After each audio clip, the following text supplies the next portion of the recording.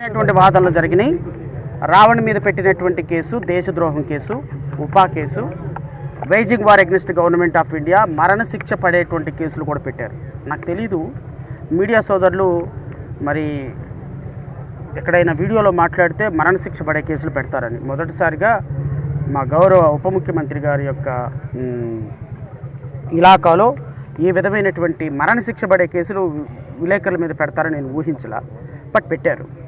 ఏదేమైనప్పటికీ కూడా న్యాయమూర్తి గారి దగ్గర సుదీర్ఘమైన వాదనలు జరిగినాయి. వారు తీర్పును రిజర్వ్ చేశారు. బహుశా ఇంకొంచెం సేపట్లో తీర్పునిచ్చే అవకాశం ఉంది. ప్రాసిక్యూషన్ తరఫున డైరెక్టర్ ఆఫ్ ప్రాసిక్యూషన్ మరొక 25 మంది లాయర్లు వచ్చారు. చాలా సుదీర్ఘమైనటువంటి వాదనలు వినిపించారు. రావణ్కి బతికే అవకాశం లేదు, రావణ్ చచ్చిపోవాలి, రావణ్కి మరణశిక్ష వేయాలి. రావణు హిడ్మా చనిపోయినప్పుడంట ఆయనకి శ్రద్ధాంజలి ఘటించాడంట. శ్రద్ధాంజలి ఘటించిన కారణంగా ఆయనకి బతికే అవకాశం లేదంట. శ్రద్ధాంజలి ఘటించినటువంటి మరి హిడ్మా ఐడియాలజీని సపోర్ట్ చేసినటువంటి రావణు బతికే అవకాశం లేదు.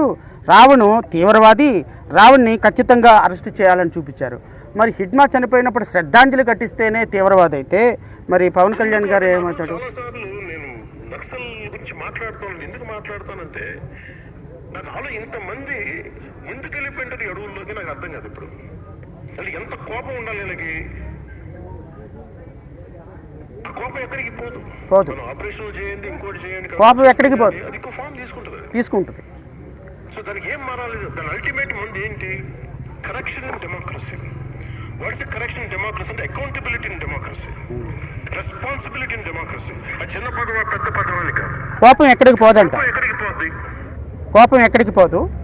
కోపం ఉంటుంది, నక్సలిజం అక్కడే ఉంటుంది, నక్సలిజం ఇంకా ఉంటుంది. మరి ఉప ముఖ్యమంత్రి గారి మీద కేసులు పెడదామా?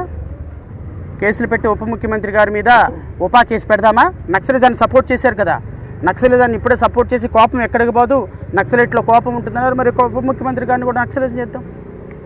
సో ఇది ప్రజాస్వామ్యంలో మంచిది కాదు.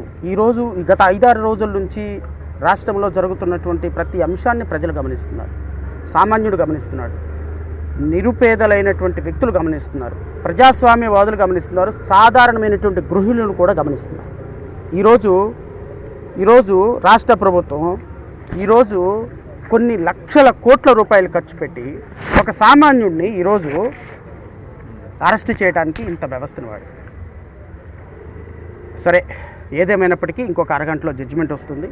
రావణ్ అరెస్ట్ అయినప్పటికీ కూడా, రావణ్ రిమాండ్కి వెళ్ళినప్పుడు కూడా రావణ్ మీద ఇంకా 102 కేసులు రెడీ చేసి పెట్టారు. ప్రతిరోజు ఒక పీటీ వారెంట్ వేయాలి, రాష్ట్ర వ్యాప్తంగా అతన్ని బయటకు రానివ్వకూడదు, 1 సంవత్సరం పాటు రావణ్ని జైల్లో పెట్టాలనేటువంటి ఒక దుర్మార్గకరమైనటువంటి చర్యలకి రాష్ట్ర ప్రభుత్వం చేసింది.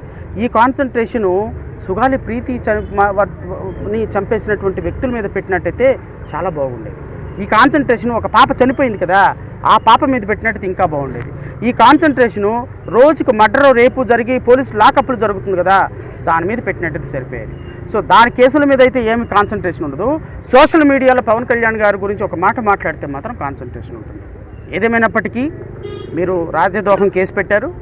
ఈ కేసులో రిమాండ్ అయినా, ఎన్ని వందల పీటీ వారెంట్లు వేసినా, లీగల్గా న్యాయ పోరాటం, రాజకీయ పోరాటం, ప్రజా పోరాటం రావణ్ని విడిపించే దాంట్లో కొనసాగుతుంది. ఈరోజు చేసినటువంటి ఈ 4-5 రోజుల నుంచి రాష్ట్ర ప్రభుత్వం చేసినటువంటి విన్యాసాల యొక్క రిప్లికేషన్స్ 2029లో రిఫ్లెక్ట్ అవుతాయి. Thank you so much.